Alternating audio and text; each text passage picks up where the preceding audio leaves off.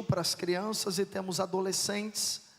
Vocês podem, você que é adolescente nos visita, pode acompanhar a turminha aí, acompanhar o pessoal, e vai ter uma palavra de Deus para o seu filho, sua filha, uma linguagem acessível que ele possa compreender e possa participar ativamente, amém? Glória a Deus, aleluia. Vamos orar, queridos, mais uma vez, coloque a mão sobre o seu coração.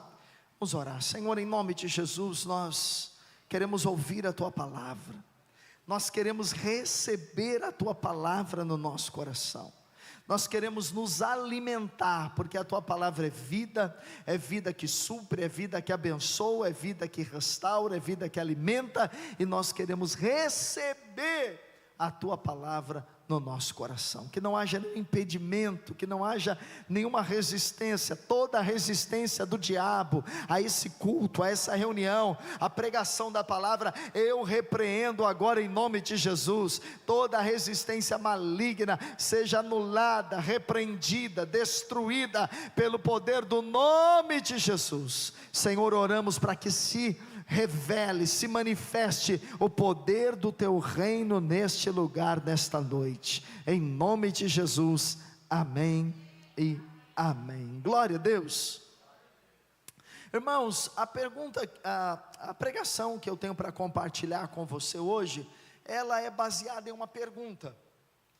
Desde sexta-feira, essa mensagem tem falado ao meu coração, e eu acredito que ainda estamos no começo do ano, então é uma mensagem bem apropriada para nós começarmos o ano, uma mensagem que todo crente deveria ouvir, pelo menos os crentes aqui da igreja deveriam ouvir. Então, se você sabe que alguém não veio, depois você, não agora, mas depois você pega o link lá no YouTube, envia para essa pessoa, insiste para que ela possa ouvir e compreender aquilo que nós vamos ministrar hoje. Ela é baseada em uma pergunta. Qual é a pergunta? O que eu venho fazer no culto?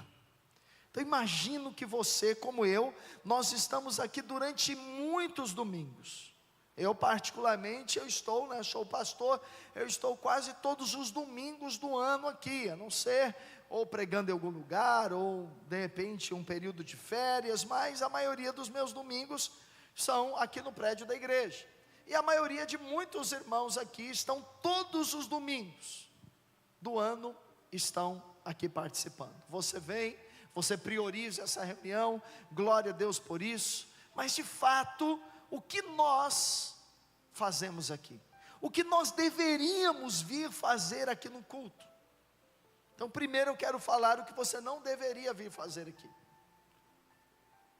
Você não deveria vir domingo apenas pedir uma bênção.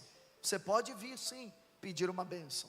Você pode sim vir orar para Deus te abençoar, não há nada de errado nisso.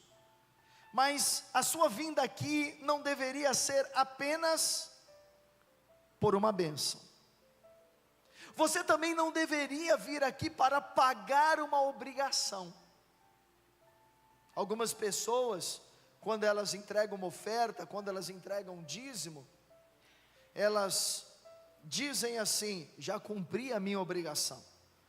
Você acha que Deus quer que você faça alguma coisa obrigada? Sim ou não? Sim ou não? Não. Então você não deveria vir aqui cumprir uma obrigação.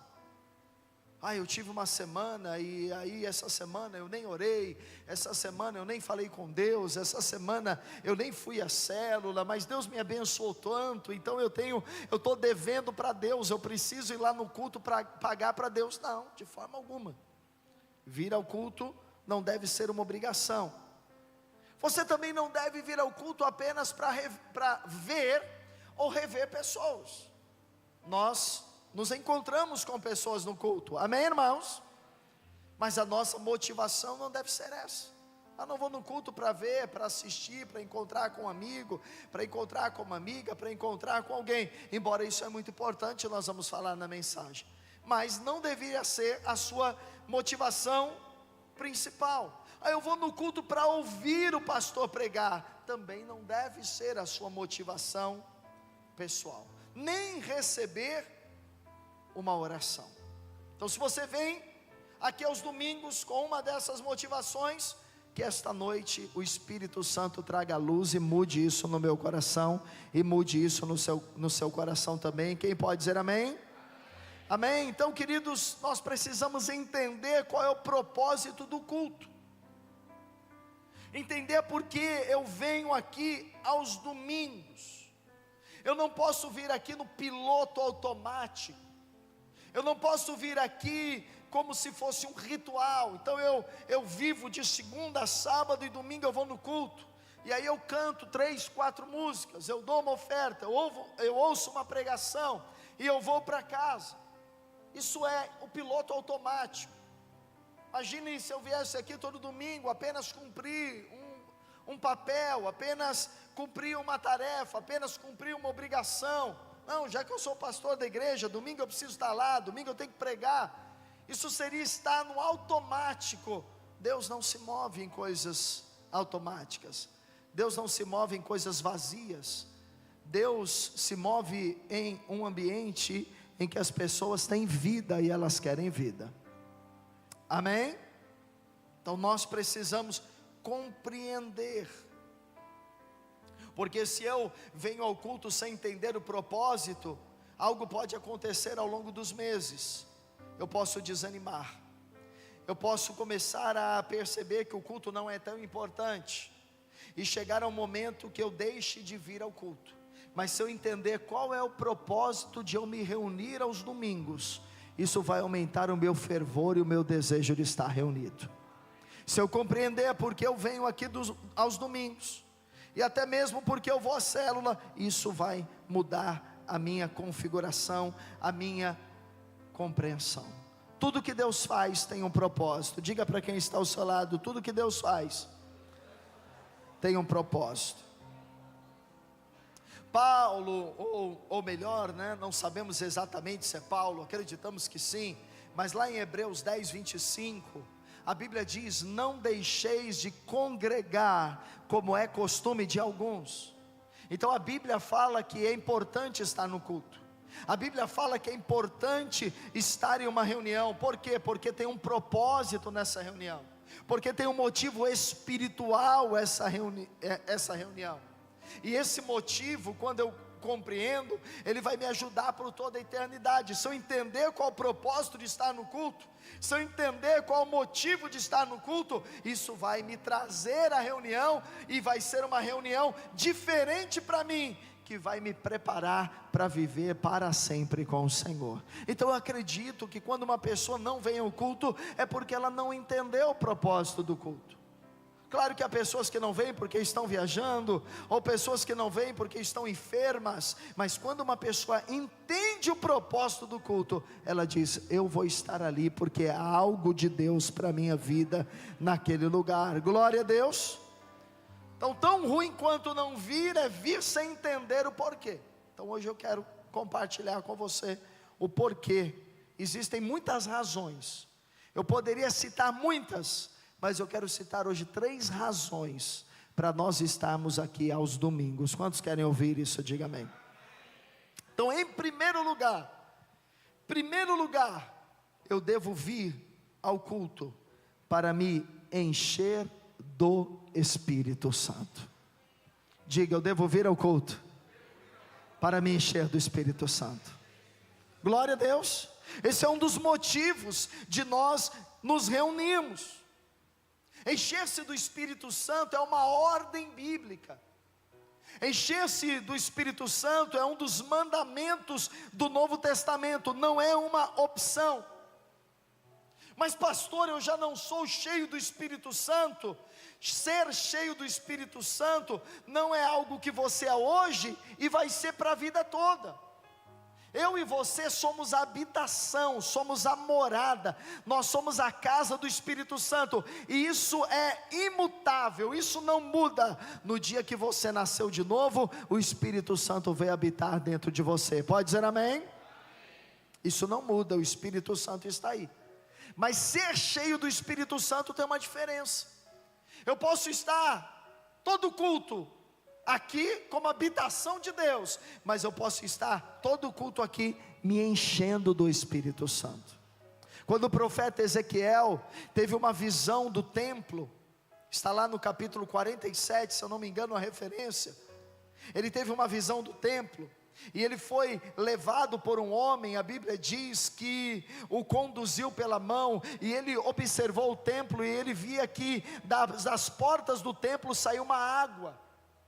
Essa água saía do altar, saía pelas portas do templo, e esse homem foi conduzindo o profeta por esta água, e diz a Bíblia que no decorrer dos momentos, essa água ia aumentando.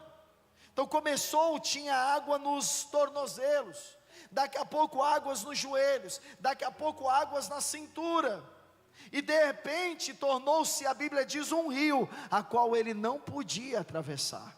E nós sabemos que o rio, na Bíblia, ele aponta para a pessoa do Espírito Santo. Do vosso interior fluirão rios de águas vivas. O que a visão de Ezequiel nos ensina, é que eu posso ser cheio do Espírito Santo, apenas um pouquinho, águas nos pés, águas nos tornozelos. Eu posso ter um pouco mais de enchimento do Espírito, águas nos joelhos. Eu posso ser uma pessoa mais cheia do Espírito Santo, águas nas cinturas, mas eu posso ser uma pessoa submersa, eu posso ser uma pessoa completamente cheia do Espírito Santo. Aquele homem que guiava o profeta era Jesus, e qual era o alvo final? Levar o profeta a ser cheio do Espírito Santo. Então o alvo final de Deus para a sua vida, é que você seja alguém cheio do Espírito Santo de Deus, amém? Agora, como eu me encho do Espírito Santo? Essa é uma pergunta que você deve fazer. As coisas de Deus não são difíceis, nem complicadas. Para nós entendermos as coisas de Deus, nós precisamos fazer perguntas. Então, se eu venho no culto para me encher com o Espírito Santo, como eu sou cheio do Espírito Santo? Ah, pastor, eu sou cheio do Espírito Santo quando vem alguém e põe a mão na minha cabeça. Eu sou cheio do Espírito Santo quando vem alguém e ora em línguas por mim. Eu sou cheio do Espírito Santo quando vem alguém e profetiza sobre mim. Isso pode até acontecer, mas a Bíblia vai dizer que há uma forma de eu e você sermos cheios do Espírito Santo. Está em Efésios 5, versículo número 18, abra lá, Efésios 5, versículo número 18, aqui está a resposta. Então eu venho no culto para quê, irmãos? Para que eu venho no culto? Guarde isso, porque quando terminar a pregação, nós vamos nos encher com o Espírito Santo. Quantos querem? Pelo amém você não quer, eu espero que até a pregação mude isso, até o final da pregação. Quantos querem ser cheios do Espírito Santo? Tá, melhorou um pouquinho. Efésios 5,18. E não vos embriagueis com vinho, no qual há dissolução. Mas o que você deve fazer? Encher-se com o Espírito Santo. Encha-se do Espírito. Não é só para o pastor, não é só para a pastora, não é só para alguém que está num lugar de liderança, não é apenas para algumas pessoas. A palavra de Deus diz que todo crente precisa ser o quê? Cheio do Espírito Santo. Mas como eu me encho do Espírito Santo? O versículo 19 vai dizer a forma: falando entre vós. Falando entre vós. É difícil eu me encher do Espírito Santo falando com as pessoas no meu trabalho, falando com as pessoas na feira, falando com as pessoas no mercado, mas é fácil eu me encher do Espírito Santo quando todas as pessoas estão reunidas com o mesmo propósito. Nós estamos aqui para nos enchermos do Espírito Santo, e a Bíblia diz que isso acontece quando nós abrimos a nossa boca, quando nós falamos. Então a sua boca não pode ficar fechada na hora do culto.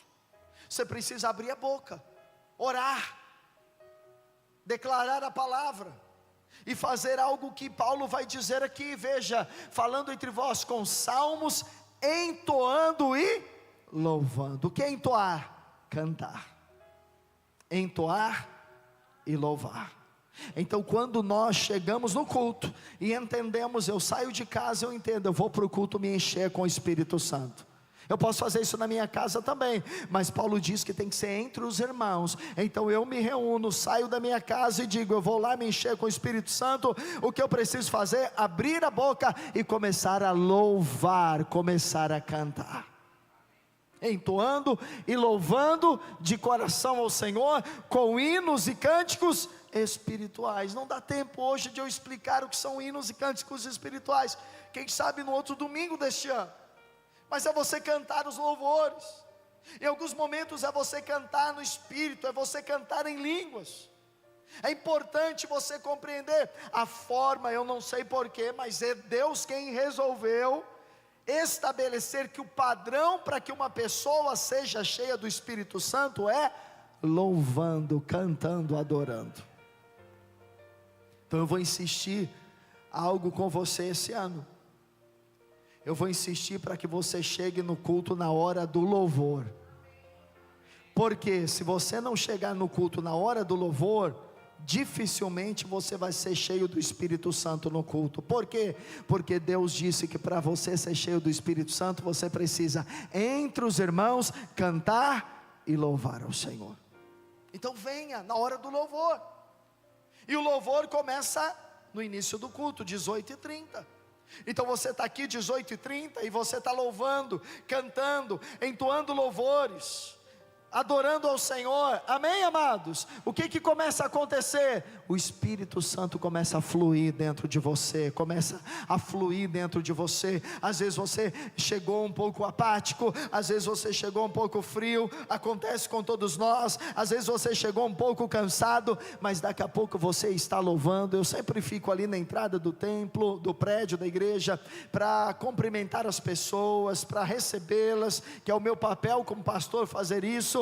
E eu vejo que às vezes o louvor começa e os irmãos estão um pouco inibidos, mas à medida que o louvor vai começando, os irmãos vão se soltando, e eu vejo as mãos levantadas, pessoas pulando, se enchendo do Espírito Santo, e aí nós começamos a orar, e daqui a pouco há um fluir de Deus poderoso. Às vezes começamos o culto, o ambiente ainda parece um pouco frio, mas à medida que o culto vai passando, o louvor vai sendo cantado, você abre a sua boca e louva, daqui a pouco o Espírito Santo está borbulhando dentro de você. Então eu preciso vir no culto para isso. Agora o que acontece, escute, quando eu venho no culto para ser cheio do Espírito Santo, e eu sou cheio do Espírito Santo, o que acontece? Acontece uma transformação na minha vida. Eu começo a ser transformado. Porque o louvor não é para passar o tempo no culto. O louvor, tem gente que fala assim, o louvor é para preparar para a palavra. Não, não tem nenhuma base bíblica isso, é uma ignorância. Tem louvor para preparar para a palavra, coisa nenhuma. O louvor é para adorar a Deus, o louvor é para exaltar a Deus, mas o louvor também é para nós nos enchermos com o Espírito Santo de Deus. E aí você vai sendo cheio e vai começando uma mudança, porque todo crente cheio do Espírito Santo, ele vai sendo transformado. Todo crente cheio do Espírito Santo, ele se torna um crente vencedor, ele se torna um crente mais resistente às obras do diabo. Um crente cheio do Espírito Santo, ele não é um crente desanimado. Uma das características de um crente cheio do Espírito Santo é que ele tem paz e tem alegria. Então você vê, uma pessoa cheia do Espírito Santo, ela tem alegria. Uma pessoa cheia do Espírito Santo, ela tem o coração dela cheio de paz. Uma pessoa cheia do Espírito Santo, o coração dela tem fervor. Uma pessoa cheia do Espírito Santo, ela tem um encargo, ela tem um desejo, ela tem um anseio pelas coisas de Deus. Escute, uma pessoa cheia do Espírito Santo, ela tem santidade. Amém? Pessoa cheia do Espírito Santo. Então estou no culto para quê? Eu estou no culto para isso. Agora, se você vem ao culto e perde a oportunidade de se encher do Espírito Santo, você de fato perdeu muito, perdeu bastante, porque você tem um dia na semana, um culto na semana, para você vir, para fluir em Deus, para cantar, para louvar. Amém? A Bíblia diz no verso 20 também, olha só, ainda é uma forma de você encher-se com o Espírito. Aí o verso 20 diz, dando sempre o que, irmãos? Dando sempre o que? Graças. por tudo a nosso Deus e Pai. Então quando você levanta as suas mãos, você canta, louva e diz: Pai, obrigado por essa semana. Pai, obrigado pela minha casa, obrigado pela minha vida, obrigado pela oportunidade de estar aqui, obrigado pela saúde que o Senhor me deu, obrigado, Senhor, pela minha salvação, obrigado porque o meu nome está escrito no livro da vida, obrigado pelo alimento que eu tive, obrigado pelo meu casamento, obrigado pelos meus filhos, obrigado, Senhor, você está sendo cheio do Espírito Santo. Glória a Deus. Então, em todas as reuniões, quando nós louvamos para quê, irmãos? Para que nós louvamos? Você precisa aprender isso. Então, quando você tiver célula terça, vai ter louvor para quê? Para quê? Você vai louvar para ser cheio do Espírito. Não importa a sua voz, não importa se você canta bem ou mal, não importa se você é afinado ou desafinada, não importa se você canta alto ou baixo, o que importa é você entender: eu vou cantar agora, e à medida que eu cantar, eu vou ser cheio do Espírito Santo. E aí nós nos reunimos e começamos a cantar, e o Espírito Santo começa a fluir, a vida de Deus começa a fluir, e a Bíblia diz que onde há o Espírito há liberdade, onde há o Espírito há poder de Deus, onde há o Espírito há vida de Deus, onde há o Espírito de Deus há alegria de Deus, onde há o Espírito de Deus há paz de Deus, e o Espírito Santo começa a fluir. Às vezes nós começamos a cantar, parece que está amarrado, né? Você canta e não percebe nada, você canta e não acontece nada, porque as águas estão nos tornozelos. Mas você vai cantando, cantando, cantando. Não desista de cantar, não canse de cantar. Você vai cantando e você vai se enchendo do poder de Deus. Quantos gostam de louvar o Senhor? Quantos querem louvar o Senhor? É importante, irmão. Ah, pastor, eu não venho na hora do louvor porque eu não gosto de cantar. Irmão, você vai ter um problema sério, porque no céu é só cantoria o tempo todo. No céu tem um hino que não acaba mais: digno é o Cordeiro de receber toda a honra, toda a glória, todo louvor pelos séculos dos séculos, amém. Quando você for ler o livro de Apocalipse, tem lá 2 ou 3 cânticos que são cantados frequentemente, louvor e adoração o tempo todo. O ambiente do céu é um ambiente de louvor e adoração. Por quê? Porque é um ambiente onde todos estão cheios do Espírito Santo de Deus. Glória a Deus. Então para que você vem no culto? Para me encher do Espírito Santo. Você não fica esperando ninguém encher você, não. Você vem para se encher do Espírito Santo. Glória a Deus. Segunda coisa, falei que são 3. Segundo, então venho no culto para encher do Espírito. Como é que eu me encho do Espírito? Cantando, louvando, cânticos espirituais, hinos, louvor a Deus. Em segundo lugar, eu venho ao culto para abraçar, receber a palavra de Deus. Glória a Deus. Então você deve vir no culto para quê? Ouvir Deus falar com você. Vai ter uma pregação, vai ter uma mensagem, vai ter alguém que Deus separou para aquela noite pregar a você. E aquela palavra que você ouvir, você sempre vai ter 2 decisões, que nós falamos aqui. Eu ouço domingo uma palavra, o pregador prega, o que eu faço? Ou eu rejeito essa palavra, ou eu aceito essa palavra. E nós usamos essa expressão, abraçar a palavra. Então vou ouvir o pregador, e eu vou ter que decidir no final da pregação: eu vou rejeitar essa palavra ou eu vou aceitá-la. Não tem como ficar neutro, não tem como ficar em cima do muro. Você precisa ter um posicionamento. Tudo que é pregado, você precisa decidir: ou eu aceito isso para a minha vida, ou eu rejeito isso para a minha vida. Então uma razão de nós congregarmos aos domingos é ouvir a pregação da palavra de Deus. Por quê? Romanos 10:17 vai nos explicar o porquê disso. Então veja aí, Romanos 10:17. E assim, A fé vem pela pregação da palavra de Cristo. E assim a fé vem pela pregação. Então, quando você ouve a pregação, é fé que é gerada no seu coração. Mas veja que o apóstolo Paulo, ele está dizendo que não é qualquer pregação. Não é qualquer pregação que gera fé no seu coração. Tem pregação que vai gerar condenação. Tem pregação que vai gerar medo. Tem pregação que vai gerar temor. Não temor como respeito, mas temor como medo. A pregação que vai gerar fé no seu coração é a pregação da palavra de Cristo. Qual é a palavra de Cristo? É o Evangelho. Então, quando você ouve o Evangelho, e o que é o Evangelho? O Evangelho é que Cristo na cruz tomou o seu lugar, morreu por você, levou os seus pecados, para que você se tornasse justiça de Deus em Cristo Jesus, e a partir daí tudo é realizado. Pregação do Evangelho começa aí.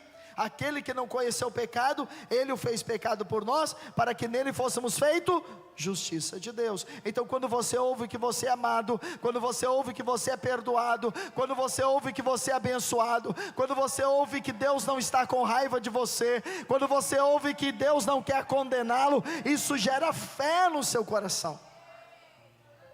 Preciso ouvir a pregação do Evangelho. Porque depois, da internet, os irmãos ouvem muitas pregações.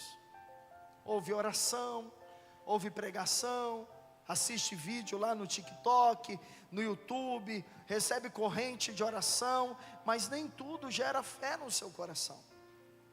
O que gera fé é o Evangelho. E nós temos um compromisso aqui na igreja de pregarmos o Evangelho. Aí você vem domingo e ouve a pregação. Paulo vai dizer que isso vai trazer para você fé. Agora, por que a fé é importante? Hebreus 11:6 vai nos responder. Hebreus 11:6. De fato, sem fé é o que, irmãos? Diga, impossível. Então imagina um aquário, tem um peixe lá dentro. Se eu tirar esse peixe e colocar em cima de uma mesa, esse peixe sobrevive? Impossível, não sobrevive. Se eu tiro a fé do crente, ele não sobrevive, ele não vive. O que torna possível o meu relacionamento com Deus é a fé, porque eu não vejo, eu não toco, eu não sinto, mas eu creio nele. Então, de fato, sem fé é impossível agradar a Deus. Por quê? Porque a moeda do céu é a fé, é crer sem ver, é crer sem sentir, é crer sem tocar. Isso é fé. Fé é certeza. Fé também nós podemos definir como certeza. Fé nós também podemos definir como convicção. Então a fé é a convicção, é a certeza. E essa fé é a certeza de que Deus existe. De fato, sem fé é impossível agradar a Deus, porquanto é necessário que aquele que se aproxima de Deus, nós creia aquele o que, irmãos? Existe. Então precisa crer, Deus está vivo.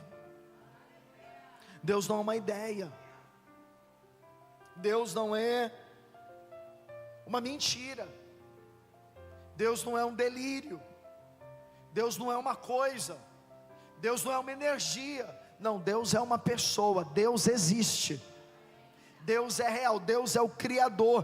Tudo foi criado através de Deus. Então eu preciso crer nisso. Deus não é uma filosofia, Deus não é uma religião, Deus é uma pessoa, é o originador, Deus é o Pai de todos nós, amém? De fato, sem fé é impossível agradar a Deus, porquanto é necessário que aquele que se aproxima de Deus, creia que Ele existe. Eu estava esse final de semana, numa imersão de pastores, que nós vamos todo semestre, da nossa rede de igreja. Semana que vem quem vai é a pastora Fabiana, primeiro para os homens, depois para as mulheres. E lá eu conheci um pastor da Itália, e eu conversei um pouco com ele, e ele estava compartilhando comigo, na Itália, então berço do catolicismo e do cristianismo, né? Nós evangélicos viemos do cristianismo. E ele estava contando, ele falou: pastor, eu tive que tirar os meus 3 filhos da escola, e agora educá-los em casa, porque a maioria das escolas, elas constantemente ensinam as crianças que Deus não existe. Deus não existe. E ele contou, ele falou: olha, tem um pastor amigo meu que está passando uma situação muito complicada. Por quê? Porque deixou o filho numa dessas escolas e agora o filho virou ateu. O filho diz: Deus não existe. Então isso aqui no Brasil já existe, mas não é tão intenso quanto na Europa. O diabo, ele trabalha na mente das crianças, na mente dos jovens, para que não haja uma crença que Deus existe. Nós cremos, Deus é real. Ah, mas eu não sinto Deus. Não importa, eu creio. Mas eu não vejo Deus. Não importa, bem-aventurados que creem sem ver. Então eu venho no culto para ouvir a palavra e receber fé no meu coração. Por quê? Porque se eu crer que Deus existe, Ele vai se tornar galardoador. O que é galardoador? Recompensador. Deus tem recompensas para a minha fé. Qual é a recompensa da minha fé? Depende. Eu creio que Deus cura, eu creio que Deus provê, eu creio que Deus salvará a minha casa. Qual vai ser a recompensa? A cura, a provisão e a salvação da minha casa. Segundo eu creio, Deus recompensa. Então você está lá liderando uma célula, você tem que crer: esse ano minha célula vai crescer. Não importa se tem 10 ou se tem 1, esse ano a minha célula vai multiplicar. Eu creio, não vou desistir, eu vou ter fé. Você que tem alguém na sua casa que não é crente, não é salvo, você olha para aquela pessoa e diz: esse ano essa pessoa vai converter, é o ano da multiplicação, Deus vai salvar muitas pessoas, eu creio na salvação dela. Essa fé traz uma recompensa. Qual é a recompensa? É o resultado, é a resposta da sua fé. Glória a Deus. Então eu venho e ouço a palavra, que Deus existe. Agora, irmãos, escute, porém, além de ouvir a palavra, ela precisa entrar no meu coração, para que ela produza um efeito. E qual é o efeito final?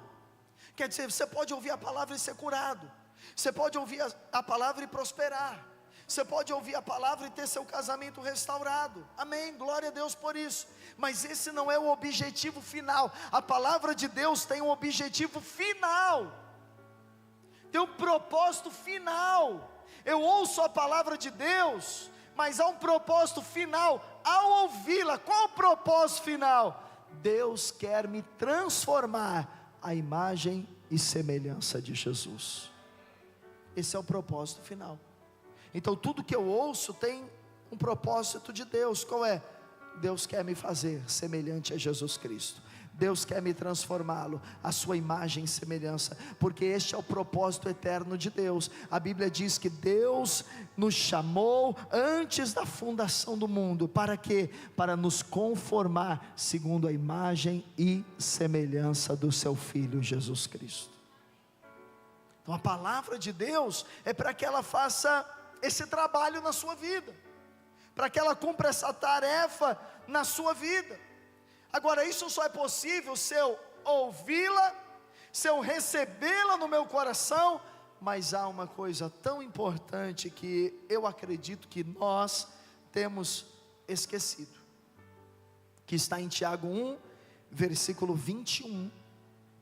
Tiago 1, 21, diz assim: portanto, preste atenção, despojando-vos, quer dizer, tirando. Despojar é como tirar um casaco, tirar uma peça de roupa. Portanto, despojando-vos de toda impureza e acúmulo de maldade, acolhei. O que Tiago está dizendo que nós precisamos fazer? Acolher. Acolher. Acolher com mansidão. Acolher com mansidão. O que é acolher? É abraçar, é receber. Você tem que ouvir a palavra e abraçá-la. Você tem que ouvir a palavra e acolhê-la, sabe, trazer para dentro de você, acolher. Acolher de que maneira? Com mansidão. O que é mansidão? Quem pode me dizer o que é mansidão? Ninguém sabe o que é mansidão? É humildade, é ouvir dizer, é isso que a palavra está dizendo? Eu estou brigado lá com meu cônjuge, mas a palavra diz que eu tenho que perdoar, mas o orgulho no meu coração não deixa que eu faça isso, mas eu ouvi, eu vou acolher então com mansidão, eu vou perdoar. Acolher com mansidão é você ser humilde para reconhecer que está errado e deixar com que a palavra mude você. Acolher com mansidão, a palavra em vós implantada. Então quando você ouve a pregação da palavra, ela pode ser implantada no seu coração ou não. Quando você rejeita, isso aí que o pastor está falando, eu não concordo não, isso aí eu não aceito, isso aí eu não quero não. Então a palavra não é implantada no seu coração, porque imagino que você saiba que nós não pregamos aqui o que a gente acha, nem o que a gente pensa. Nós pregamos aqui a palavra de Deus. Durante 25 anos quase de Manaim, 24 anos que nós fizemos o ano passado, esse ano 25, nós temos o compromisso de pregar a palavra de Deus. E aí você vai ouvir e você vai decidir. Não, essa palavra pode ser implantada no meu coração. Se você aceitar a palavra no seu coração, sabe o que ela vai fazer? Ela vai salvar a sua alma. Ela vai te salvar. Ela vai te salvar de muitos problemas. Ela vai te salvar do inferno. Ela vai te salvar da grande tribulação. Ela vai te salvar de muitas dificuldades, de muito sofrimento. Mas você precisa deixar com que a palavra penetre no seu coração, ela entre no seu coração. Aí o verso número 22, escute: tornai-vos. Aí então Tiago vai explicar, porque a Bíblia explica a Bíblia. Tiago vai explicar, ele vai dizer: sabe quando você, ou como você acolhe com mansidão a palavra no seu coração? Quando você não é apenas um ouvinte, mas você também é um praticante. Tornai-vos, pois, praticantes da palavra, e não somente ouvintes.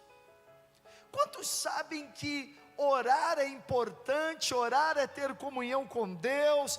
Orar, sabe, traz muitos benefícios para a sua vida. Quantos sabem? Levante a mão. Glória a Deus. Muitos não levantaram, então vou falar para você: orar é uma bênção. Amém? Quantos sabem que jejuar é uma bênção? Porque a Bíblia diz que tem luta na sua vida que você não vence se não tiver jejum. Sabia? A Bíblia diz. Às vezes você tem uma luta 1 ano, 2 anos, 3 anos, 5 anos. Aí você já recebeu oração, você já fez corrente, você já fez de tudo e não resolveu. Por quê? Porque você precisa jejuar. Tem demônio que Jesus diz que só sai com oração e jejum. Você crê? Jejuar é importante? Orar é importante, jejuar é importante. Quantos creem que quando você dizima, você santifica todo o seu salário, o devorador não pode tocar, o diabo não pode tocar, e aqueles 90% que fica com você é abençoado e Deus multiplica? Quantos creem nisso? Falando se você dá dízimo, se você acredita. Amém. Quantos creem que é importante congregar? Que você não pode ficar sem uma igreja, uma congregação? Quantos creem? Então, você crê que orar é importante, mas você não ora.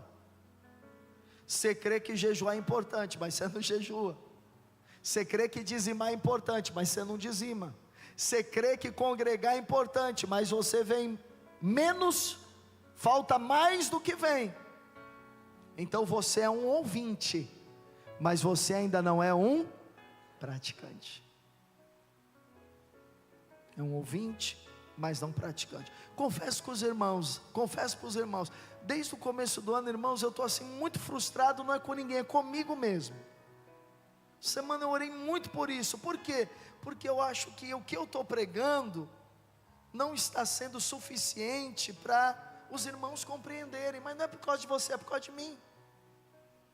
Porque eu vejo algumas atitudes de alguns irmãos, e eu falo, meu Deus, a palavra que eu estou pregando não está sendo capaz de ser implantada no coração desse irmão. Então eu preciso mudar alguma coisa. Eu estou orando mais, eu vou jejuar muito esse ano, bastante. Você me vê emagrecer, não é monjaro, não é nada disso. É porque eu preciso jejuar muito esse ano, muito mesmo, para ver, porque tem irmãos que estão anos na igreja e você vê que não muda. As mesmas coisas, as mesmas situações, os mesmos problemas, as mesmas derrotas, as mesmas faltas de fruto. Então eu preciso crer que a palavra, ela é poderosa para mudar. Então eu preciso dizer, Deus, eu preciso pregar de uma outra forma.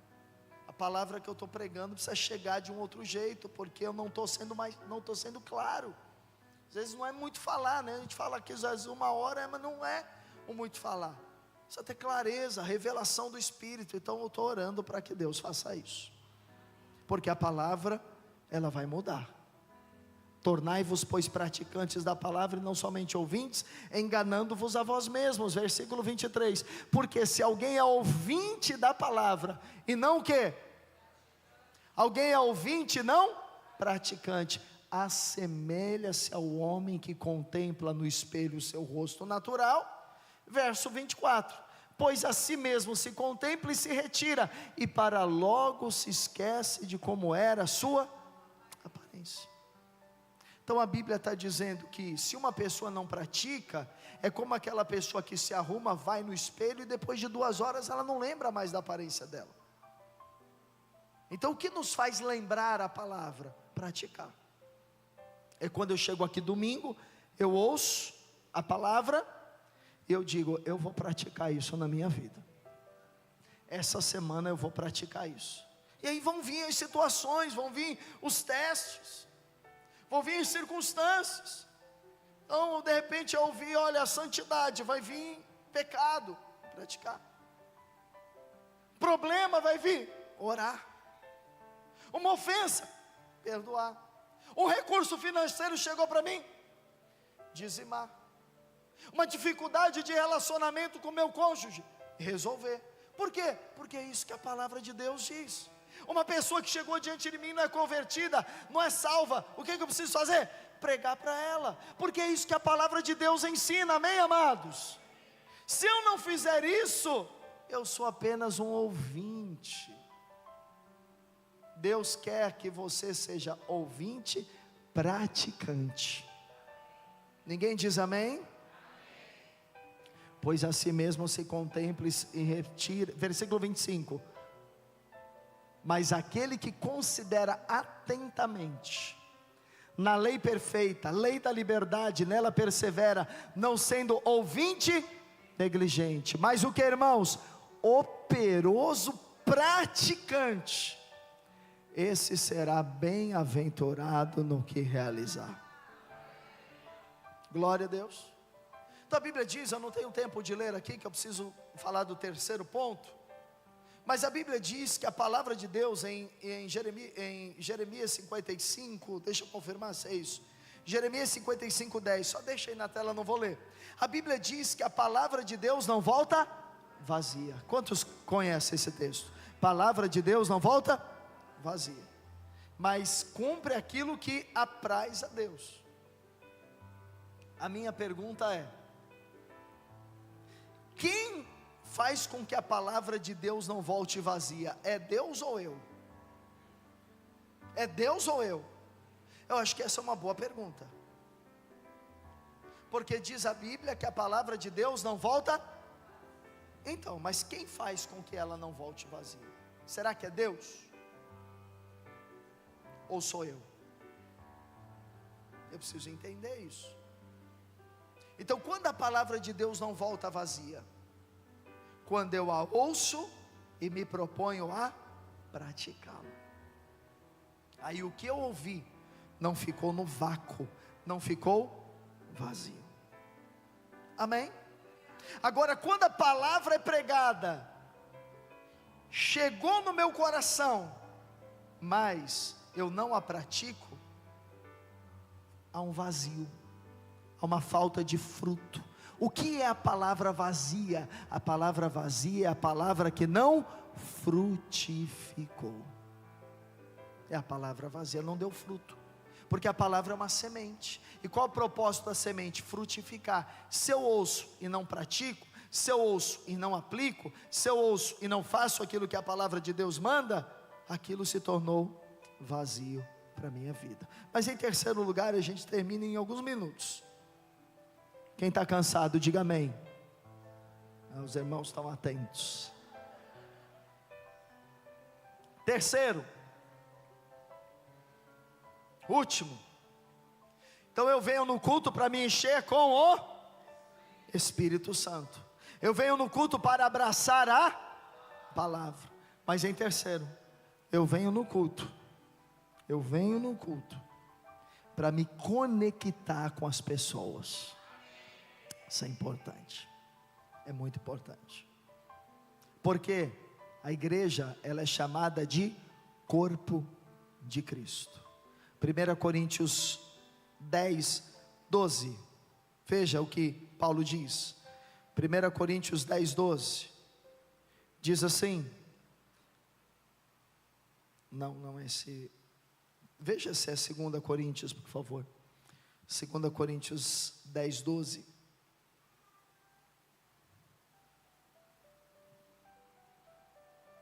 não,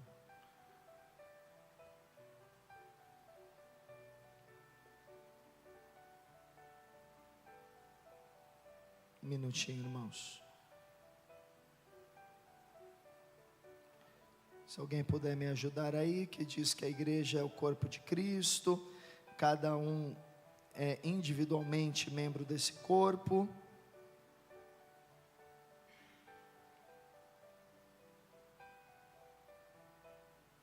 Daqui a pouco eu lembro aqui a referência, mas o que nós precisamos entender? A Bíblia fala, Paulo diz, está em Coríntios, se alguém souber pode falar. 12, 27, isso, 12, 27, obrigado. Vamos lá, 1 Coríntios 12, 27, ora, vós sois corpo de Cristo, e individualmente, membros desse corpo. Põe no anterior, passa aí, talvez seja 16, ou 12, 10, põe no 10 por favor, versículo 10,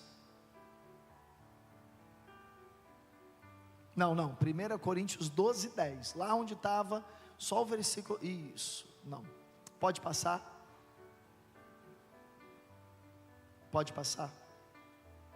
isso, aí mesmo.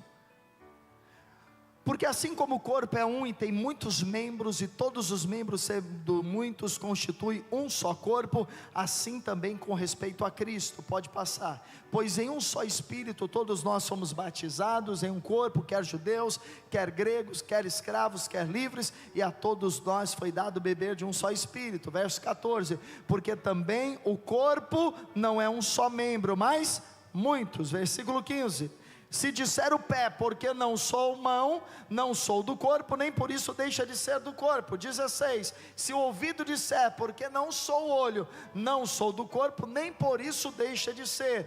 Verso 17, se o corpo todo fosse olho, onde estaria o ouvido? Se todo fosse ouvido, onde estaria o olfato? Versículo 18, mas Deus dispôs os membros, colocando cada um deles no corpo como lhes aprouve. Então qual é a ideia aqui? A ideia é que, a revelação da palavra é que a igreja, ela é o corpo de Cristo. Então Cristo tem um corpo, e quem são os membros desse corpo? Nós, amém? A Bíblia também diz que Cristo, ele é o corpo, mas Cristo, ele também é a cabeça, e nós somos os membros desse corpo. Agora, irmão, se você sair aqui na rua hoje, e você encontrar uma cabeça caminhando aí sozinha, ou voando, flutuando, você vai sair correndo, não vai? Se você encontrar um pé andando sozinho, você vai ficar apavorado. Se você encontrar uma mão assim balançando sozinha aí no seu prédio, né, num lugar escuro, você vai correr, você vai estar amarrado em nome de Jesus e vai sair correndo. Porque o corpo ele precisa estar conectado para ser corpo. Não tem corpo desconectado. Se eu tiro um braço, morre. Se eu tiro um braço, depois de algumas horas apodrece. Só perde um dedo, não sei, 2, 3 horas, aquilo está podre, não consegue conectar mais. Então a igreja é o corpo. Eu faço parte da igreja, eu venho no culto para quê? Para me conectar com as pessoas. Por quê? Porque nós somos um corpo. Amém? E nós vamos viver na eternidade em corpo. Nós vamos viver como corpo de Cristo. Porque a igreja, que é a noiva, corporativamente, ela vai casar com o noivo que é Jesus Cristo. Então eu não sou um crente para viver solitário. Eu não sou um crente para fazer carreira solo. Eu não sou um crente para viver individualizado. Eu sou um crente para estar vivendo inserido no corpo de Cristo. Então quando eu venho ao culto, eu preciso entender isso. Eu estou indo para me encher do Espírito, eu estou indo para receber a palavra, mas eu estou também indo para me conectar com as pessoas. Agora, que conexão é essa? Isso é importante você entender. Porque tem dois tipos de conexão. Tem uma conexão que ela é da carne, e o fruto dela é morte. Mas tem uma conexão que é do Espírito, e o fruto dela é vida. Então eu posso ter conexões que geram morte, problema, vão abater o meu espírito. Mas eu posso ter conexões que vão me levantar, me erguer, me abençoar. Eu posso ter conexões que vão me influenciar negativamente, ou vão me influenciar positivamente. Então Jacó quando ele fugiu da casa do seu pai, Isaac, o que diz a Bíblia? Que ele fugiu, e ele fugindo, ele precisava encontrar uma conexão. Qual a conexão que Jacó conheceu e buscou? Quem conhece a Bíblia sabe. Jacó foi parar na casa de quem? Um homem chamado Labão. Labão era o tio dele. Só que Jacó era um enganador, Jacó era 171, Jacó era uma pessoa problemática. Ele foi se conectar com uma pessoa pior do que ele. E aí foi uma conexão da carne, gerou morte. Por quê? Porque Jacó foi enganado. Ele trabalhou 7 anos por uma recompensa que ele não teve. Ele teve que trabalhar mais 7 anos para ter o que ele queria. Porque ele era um enganador e ele foi se conectar a uma pessoa que o enganou também. Ele era um explorador e ele foi explorado. Então eu preciso ter conexões do Espírito. Se eu sou uma pessoa cheia do Espírito, se eu sou uma pessoa cheia de Deus, eu quero me conectar com as pessoas, não para mim ter um benefício, mas eu quero me conectar com as pessoas para ser uma bênção na vida delas. Toda conexão que é por interesse, ela não é de Deus. Se você se conecta com alguém, eu vou me conectar com aquela pessoa porque ela tem muito dinheiro, eu vou me conectar com aquela pessoa porque ela vai me fazer um favor, eu vou me conectar com aquela pessoa porque ela vai ser um cliente meu, eu vou me conectar com aquela pessoa porque ela pode me dar uma carona, eu vou me conectar com aquela pessoa porque ela tem uma influência. Isso é da carne, irmão. Isso é o que as pessoas fazem no mundo. No mundo as pessoas se conectam por interesse, para serem servidas, para tirar vantagem, para ganhar alguma coisa. Mas no reino de Deus você se conecta para servir, para ser uma bênção, para dar. Então não se conecte na igreja por interesse, não se conecte na igreja pensando em ter vantagem, não se conecte com alguém pensando tirar alguma coisa. Vou me conectar com aquela pessoa, quem sabe eu caso com ela. O interesse é da carne. Não que isso não deva acontecer, mas tem que ser gerado pelo Espírito Santo de Deus. Eu vou me conectar com aquela pessoa porque quando eu precisar dela eu sei. Então você está fazendo algo por interesse. Agora uma conexão que ela é gerada por Deus, ela é bênção para a sua vida. Eu quero terminar lendo o último versículo, que está lá em Lucas 1, versículo 39. Aqui fala de uma conexão do Espírito. Então igreja é para mim me conectar. Às vezes a pessoa, não, eu vou no culto, mas antes de acabar o culto eu já saio, eu não quero falar com ninguém. Não é igreja. Por isso que nós somos uma igreja em célula. Por isso que você precisa estar em uma célula, porque a célula vai propiciar conexão. Agora, toda conexão na célula do Espírito, não. Se não for, você fica longe. Mas o que for do Espírito, você recebe. Tem conexões na igreja que são da carne? Tem, não deveria, mas onde tem gente, tem. Mas a gente precisa entender, eu quero me conectar com pessoas que vão ser uma bênção, e que eu vou ser uma bênção para a vida delas. Pessoas que eu vou ministrar, pessoas que eu vou trazer uma palavra. Não se conecte com pessoas para falar mal de outras. Não se conecte com pessoas para fofocar de outras. Não se conecte com pessoas para ganhar alguma coisa. Se conecte para dar, para servir. Isso vai ser bênção para a sua vida. Então aqui fala de Isabel e Maria. Olha a conexão. Naqueles dias, dispondo-se Maria, foi apressadamente à região montanhosa, uma cidade de Judá. Entrou na casa de Zacarias e saudou Isabel. Quem era Isabel? Prima de Maria. Maria é a mãe de Jesus. A Isabel é a prima dela. Isabel deu à luz o João Batista, que era primo de Jesus. Então a Maria, quando ficou sabendo que estava grávida, ela foi na casa de Isabel, que era a prima dela. E quando ela chegou lá, ela saudou. Provavelmente deve ter dito para Isabel: Isabel, paz do Senhor, sei lá, graça e paz, shalom. Aí veja o que aconteceu no versículo número 41. Ouvindo esta salvação, a saudação de Maria, a criança, quem é a criança aí? Jesus. A criança estremeceu no ventre. Então veja, uma palavra no Espírito que você libera sobre alguém, aquilo que está dentro dela estremece. É isso que Deus quer fazer através de você. Quando você está cheio do Espírito e você vai orar por alguém, o espírito dela vai estremecer. Ela vai ser tocada pelo poder de Deus, ela vai ser tocada pela presença de Deus. Então o que nós fazemos no culto? Nós começamos no culto com louvor, e aí você sabe que quase todos os nossos cultos, depois do louvor, o que a gente faz? Vire para a pessoa, ore por ela, ministre na vida dela. Para que é isso? Para que o espírito dela estremeça, para que ela receba uma dose de poder de Deus, para que ela receba uma dose de unção, para que ela receba uma dose de fogo de Deus. Você pode dizer amém? Mas qual é o objetivo disso? O objetivo disso, qual é? Objetivo final. Vamos continuar lendo. Veja lá, veja. A criança lhe estremeceu no ventre. Então Isabel ficou o quê? Possuída pelo Espírito Santo. Então eu vou orar por alguém para encher essa pessoa com o Espírito Santo. Agora, como eu vou encher alguém do